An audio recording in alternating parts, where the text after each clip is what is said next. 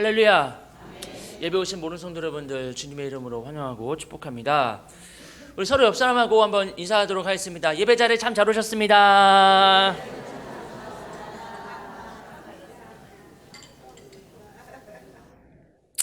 네, 감사합니다. 마태복음 이제 13장 1절에서 9절까지 말씀을 통해서 이제 마음밭을 가꾸라는 제목을 가지고 여러분들과 저와 함께 은혜를 같이 나누고자 합니다. 성도들이 이제 믿음 생활을 할 때 있잖아요. 믿음 생활을 하실 때 조심하고 신중해야 하는 것이 있습니다. 그것은 무엇일까요? 바로 영적인 것과 육적인 것을 분리할 때 영은 좋고 육은 무조건 나쁘다고 생각하는 거예요.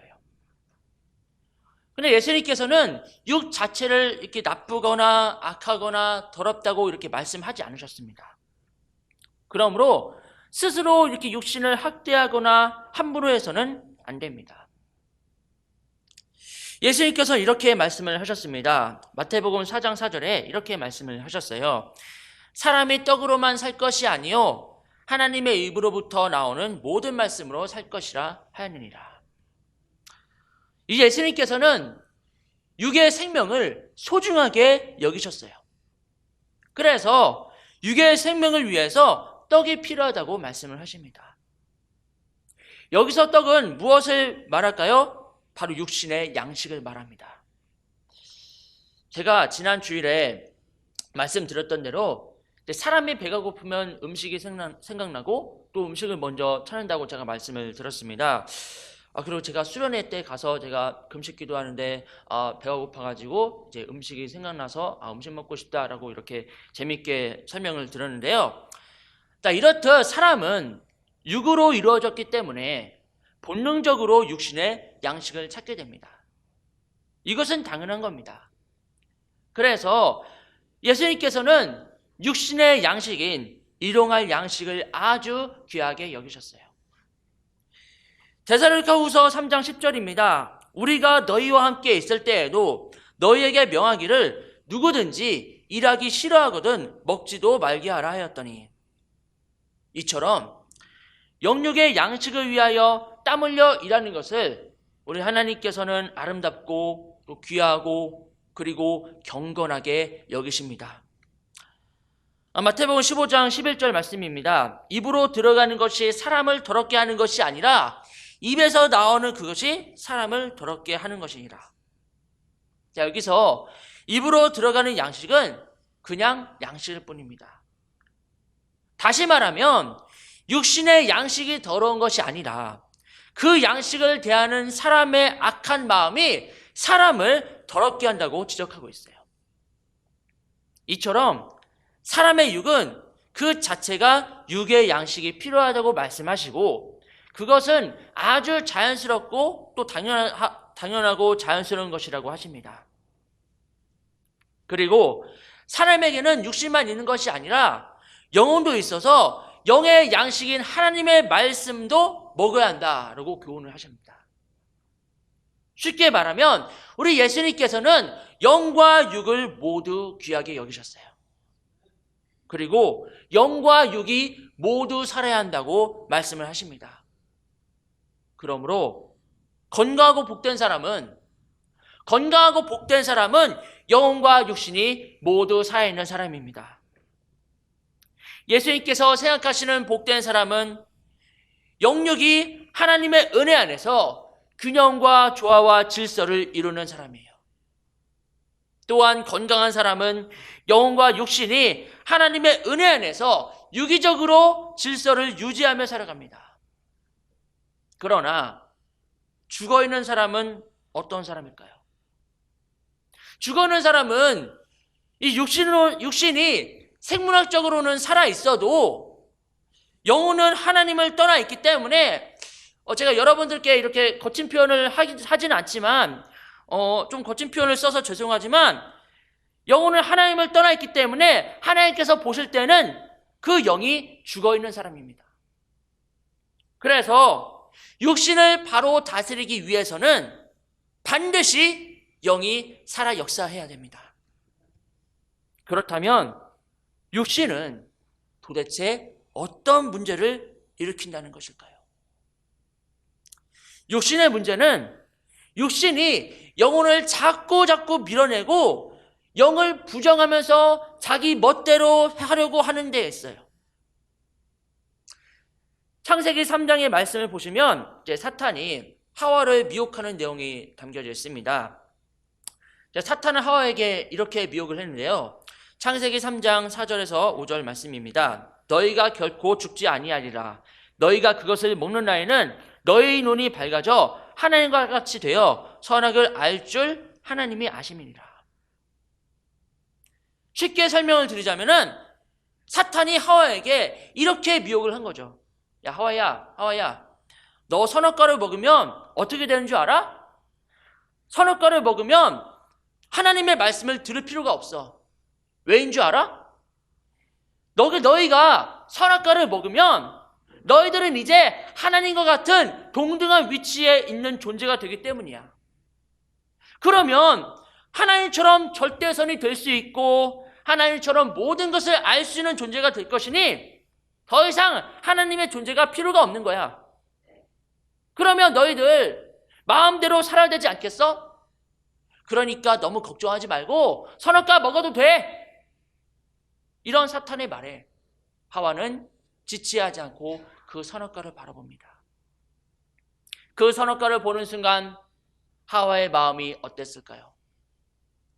그 선악과에 대한 탐심이 이 마음 안에 불이 일듯 일어납니다. 여러분, 선악과는 하나님께서 금하신 하나님의 것입니다. 그런데 지금 하와는 하나님의 것을 탐하고 있어요. 하와는 사탄이 그런 미혹하는 소리, 선악과 먹어도 돼, 선악과를 먹으면 네 눈이 밝아져서 하나님과 같이 되어서 선악을 알 줄을 이제 하나님이 아신다라는 그런 미혹하는 소리를 듣고는 곧바로 선악과를 따먹어 버렸습니다. 순식간에 하나님의 것을 훔친 것이죠. 그리고 자기와 함께한 남편에게도 사탄이 말한 대로 이야기를 하면서 남편에게도 선악과를 먹도록 이렇게 권했습니다. 결국 아담도 하와를 통해 건너들은 사탄의 말에 똑같이 받아들여버리고 하와처럼 선악과를 따먹고 말았습니다. 이후에 아담과 하와는 이제 눈이 밝아집니다. 눈이 밝아지면서 자기들은 합리적으로, 과학적으로 모든 것을 다 안다는 착각에 빠져버려요. 그러면서 그들은 자만심과 교만함이 충만해지면서 그들은 더 이상 과거에 겸손한 사람들이 아니었습니다. 그리고 그들은 더 이상 하나님의 말씀을 듣고 싶지 않았습니다. 그래서 하나님께서는 아담아 네가 어디 있느냐라고 이렇게 찾으실 때 아담과 하와가 그 말씀을 거부하고 동산 나무 사이에 숨는 것을 우리는 볼 수가 있습니다. 쉽게 말하면 이제는 육신이 요구하는 대로 자기들 마음대로 하고 싶은 거예요. 이처럼 육신의 죄성은 하나님을 자꾸 밀어내려는 생각입니다. 이것을 무엇이라 부를까요? 이것을 바로 아담의 원죄라고 부릅니다. 아담의 원죄.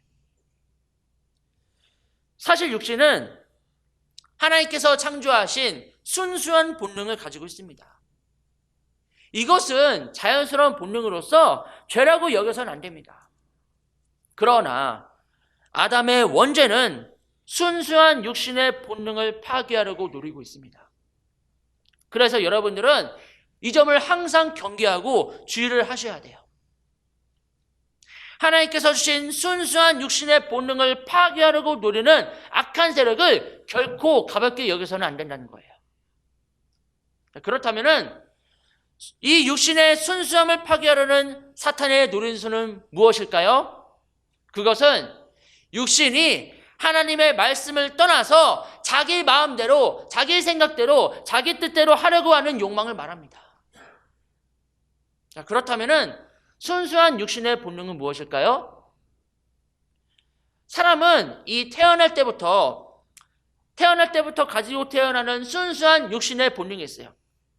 어떤 본능이 있을까요? 그 첫 번째는 먹고자 하는 본능입니다. 먹는 것은 굳이 누가 그렇게 가르쳐 주지 않아도 스스로 먹으려고 합니다. 그래서 아기들이 배가 고프면 엄마에게 젖을 달라고 웁니다. 또 한 가지 본능이 있다면 그것은 잠을 자는 본능이에요. 태어난 아기가 이제 잠을 자게 되면은, 이제 잠을 잘 때가 되면은 이렇게 잠을 잡니다. 스스로 잠을 자요. 이러한 본능은 태어나면서부터 가지는 자연스러운 본능입니다. 그래서 그 무엇과도 비교할 수 없는 강력한 욕구를 가집니다. 그러므로 이렇게 잘 관리하지 않으면, 잘 컨트롤하지 않으면은 순수한 본능이 본래의 목적을 벗어나서 나만의 쾌락을 채우려는 모습으로 변질되어 버립니다. 이렇게 되면 육신은 돌이킬 수 없는 죄악의 도구로 전락할 수 있습니다. 그러므로 육신은 말씀의 은혜를 받아야 건강하고 복된 방향을 상실하지 않습니다. 예를 들어 볼게요. 여러분, 사람이 먹기 위해서는 육신의 양식인 음식이 필요합니다. 여러분들 다 이제 직장 생활을 다 하시잖아요. 여러분들이 하시는 직장 생활이라든지 아니면 이렇게 공장 가서 일하는 그 모든 것은 다 경제 활동입니다. 근데 더 크게 보면은 모든 경제 활동은 먹고 살기 위한 활동입니다. 그래서 이제 직장인들이 점심시간만 되면은 식당으로 이동을 해요.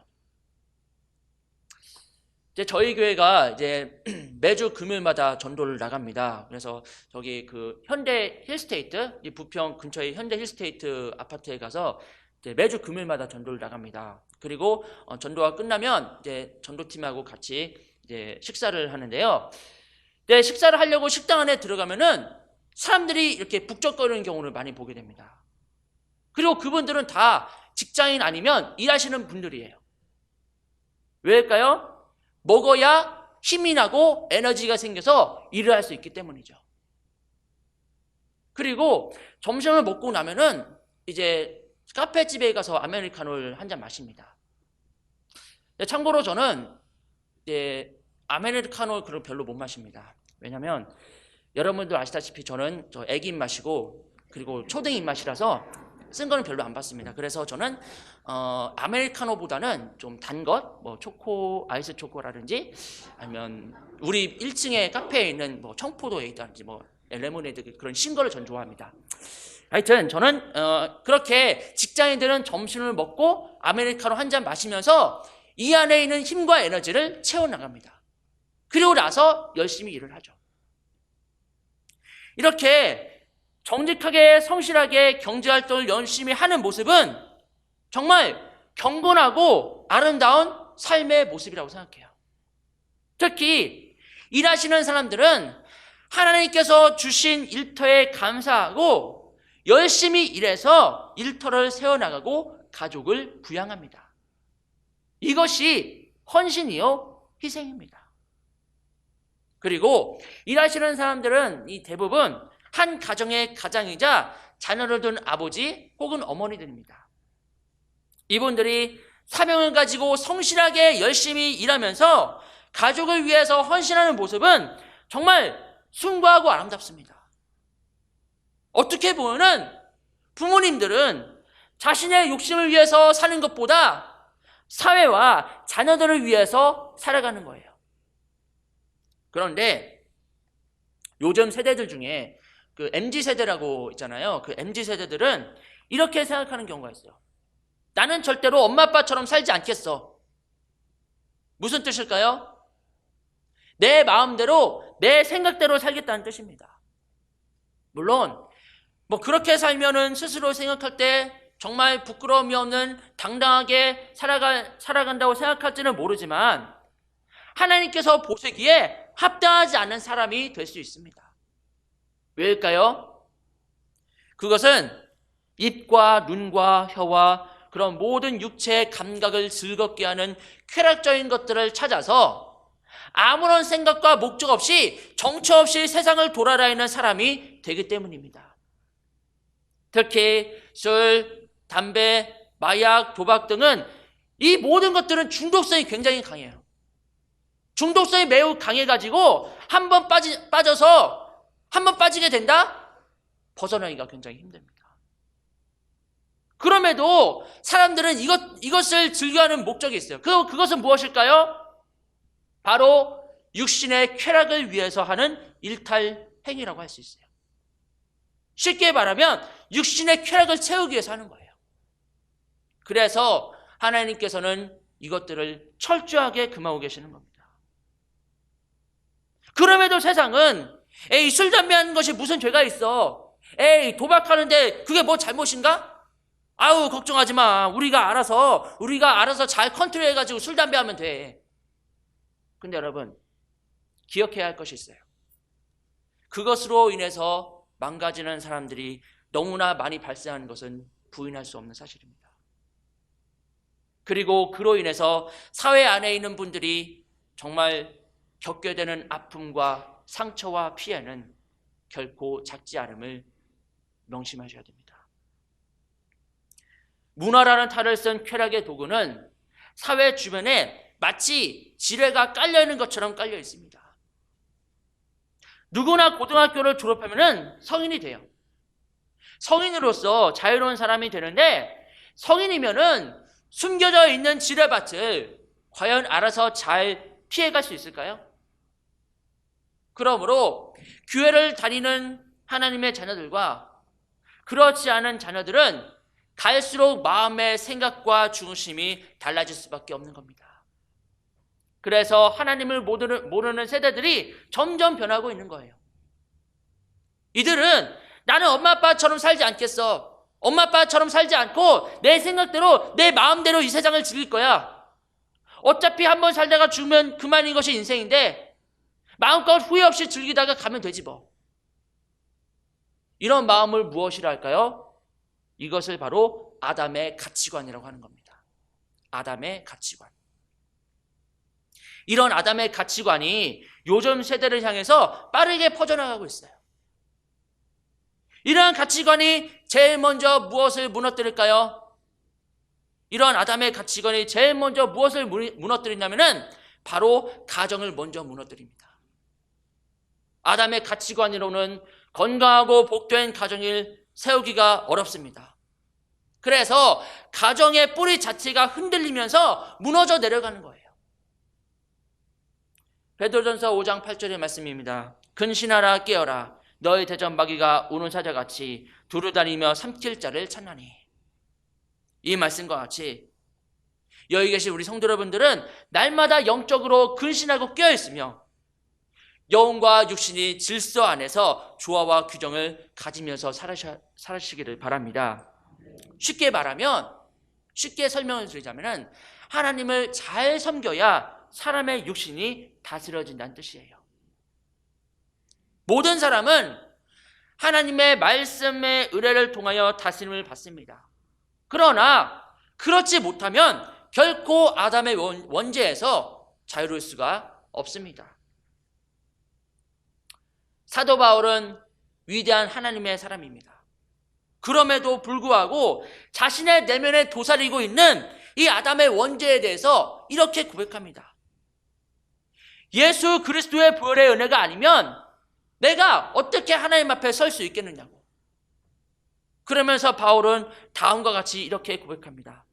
로마서 7장 24절 상반절의 말씀입니다. 오라 나는 곤고한 자로다. 바울 자신이 스스로 돌아보니 자신의 육신이 자꾸만 하나님의 말씀을 밀어내고 아담의 본능을 따라가려고 합니다.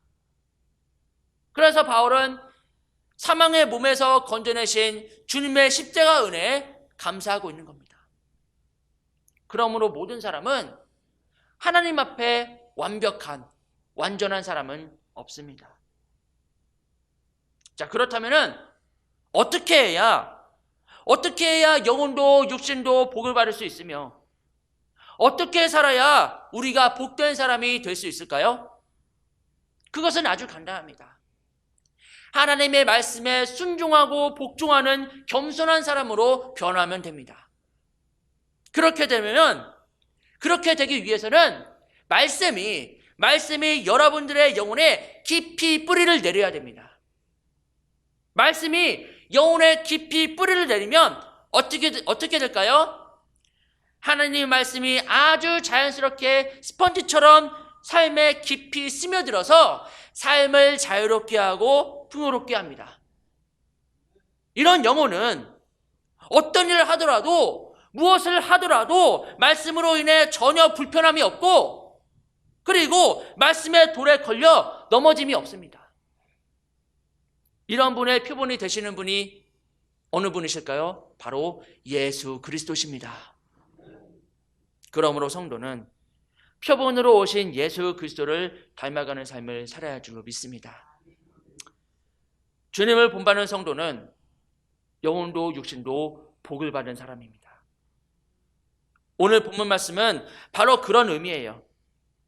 영이 말씀 안에서 열매를 100배로 거두면 동시에 육의 열매는 100배를 거둘 수도 있고 1000배를 거둘 수도 있고 10,000배를 거둘 수도 있다는 뜻입니다.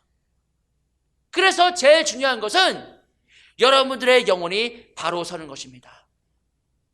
영혼이 바로 서게 되면은 말씀이 뿌려질 때 열매를 거두게 됩니다.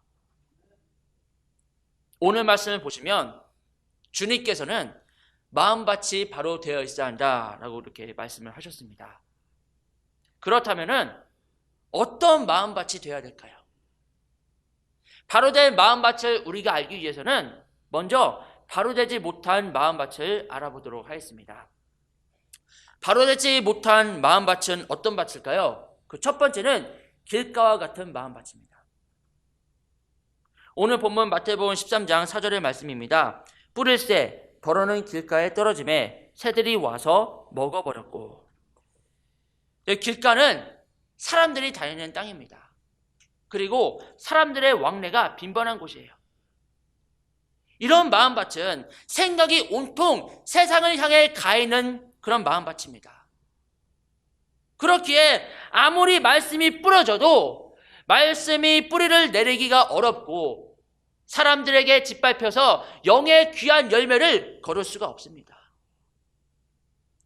4절 말씀 더 살펴보시면 이제 새들이 와서 먹어버렸고 라고 이렇게 나오고 있는데, 여기서 말하는 새들은 사람들을 지배하는 악한 영을 말합니다. 악한 영의 지배를 받음으로 얼마 가지 않아서 말씀을 이상하게 받아들이고, 그리고 말씀을 왜곡하고 해석해서 오히려 부러진 말씀을 대적하는 사람들이 된다는 뜻입니다. 즉 말씀을 통하여 선한 열매를 거둬야 되는데 선한 열매를 거두지 못하고 오히려 말씀을 대적하는 사람이 된다는 뜻입니다. 쉽게 말하면 길가와 같은 마음밭은 아무리 말씀이 뿌려져도 영적으로 아무런 변화를 기대할 수 없는 그런 사람들을 뜻합니다. 바로 되지 못한 마음밭은 어떤 밭일까요? 그 두 번째는 흙이 얇은 돌밭과 같은 마음밭이에요.